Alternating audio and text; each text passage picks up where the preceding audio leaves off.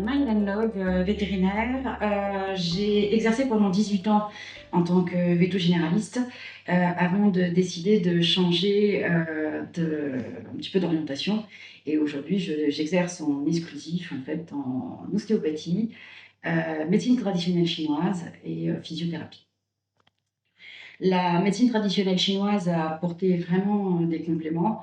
On a beaucoup d'outils qui permettent de soulager les animaux de différentes façons. Ça reste une médecine à part entière, hein, qui est assez ancienne, qui est reconnue au niveau de l'évidente base médecine, parce que finalement, il a été largement prouvé qu'il y avait des différentiels de voltage, de microvoltage au niveau de la peau, et que ces microvoltages étaient modifiés une fois qu'une aiguille en fait, d'acupuncture intervenait dessus.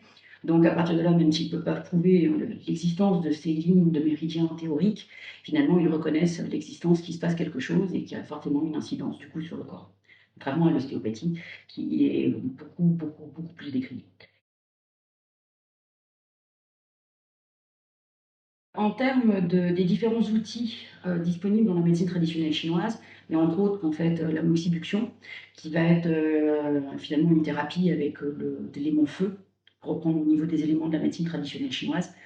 Et l'élément feu va apporter directement de l'énergie au corps, donc intéressant à plein de niveaux. C'est bien évidemment dès qu'on a un organisme, des points qui sont entre guillemets un peu affaiblis, apporter directement cette énergie va amener entre guillemets un bien-être et en rééquilibrant, en contribuant à rééquilibrer en fait tout le reste. Donc dans les différents apports, classiquement on utilise des aiguilles avec des moxas. Les aiguilles avec les moxas ont plein de qualités et les moxas sont souvent des armoises de feu, donc récoltées du coup en saison d'été, d'où la notion d'armoise de feu. La plante apporte une information. La qualité en fait de la mise en chauffe, puisque en général le moxa est à 400 degrés à cœur, donc c'est quand même assez fort en termes d'apport enfin je dirais énergétique. On a quand même l'inconvénient d'avoir le risque de brûler l'animal s'il bouge, avec entre guillemets un moxa qui peut tomber ou cramer les poils. Donc ça, c'est pas toujours, on va dire, très confortable. Donc quand on met des plaquettes pour protéger, l'inconvénient c'est qu'on perd une partie de l'effet bénéfique de l'aura en fait calorique. Donc du coup, quid? Et on a en plus le bonheur et le plaisir d'avoir la fumée. Pour ceux qui la supportent, parce que moi personnellement, c'est une odeur qui me dérange. Donc, résultat des courses, j'étais face un peu à un dilemme, tendance à minorer l'utilisation ou l'intérêt de l'apport de la moxibuction sur les animaux en consultation. Plus facile sur les chevaux parce que finalement c'est extérieur, mais du coup quand je suis en consultation dans mon cabinet, compliqué, parce qu'il y avait quand même pas mal d'effets secondaires derrière qui, moi, pouvaient me déranger ou déranger mes clients. Résultat des courses, le chat est par exemple aussi un animal pour lequel je ne me sentais pas forcément de planter une aiguille avec un moxa, avec les risques de s'il bouge, s'il est inconfortable et d'avoir à gérer entre guillemets la peau. Enfin, du coup, il y avait quand même des limites, malgré que ce soit entre guillemets la voie princière pour dire la voie royale pour pouvoir faire de la moxibuction.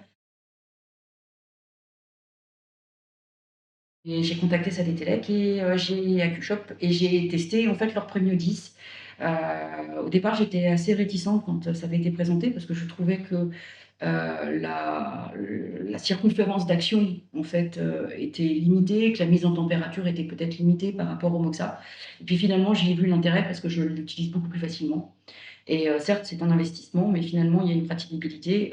J'ai l'inconvénient de rester bloqué entre guillemets avec le Premio sur le point que je traite. Ceci dit, quand on met un moxa d'armoise, on reste bloqué sur ce point parce que le risque que l'animal bouge et puis que le moxa en fait brûle le poil.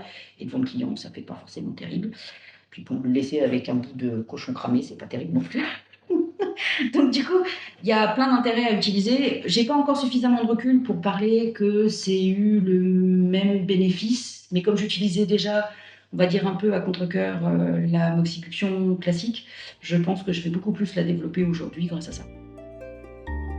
For more information, please visit www.sedatelec.com.